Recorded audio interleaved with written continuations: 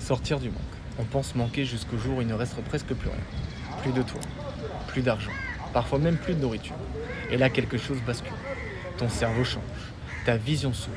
Tu commences à percevoir des solutions là où avant tu ne voyais que des limites. Ce que j'ai compris, c'est que tout perdre n'arrive pas qu'une seule fois. J'ai déjà tout perdu, à plusieurs reprises. Me retrouver avec zéro, avancer sans savoir comment. Je l'ai vécu. Il m'est même arrivé de rester des jours, 25 jours, sans manger, en jeûnant, pas par choix, parce qu'il n'y avait simplement rien. Et à chaque fois, autre chose s'est révélée. Quand tout disparaît, une autre réalité devient visible. Une plage pour dormir, des amis qui t'accueillent, des marchés remplis de fruits laissés de côté, une douche quelque part, un hamac, le ciel et mes chiens.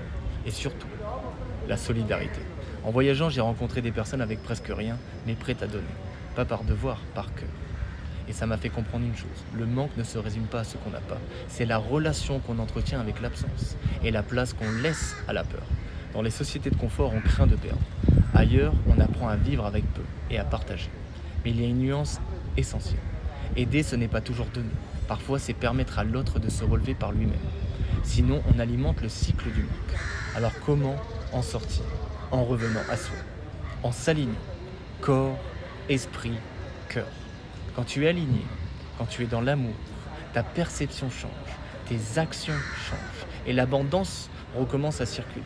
Parce qu'elle a toujours été là. La vraie richesse, ce n'est pas ce que tu possèdes, c'est ce que tu es capable de voir même quand tu n'as plus rien. La vraie richesse est intérieure, c'est celle du cœur.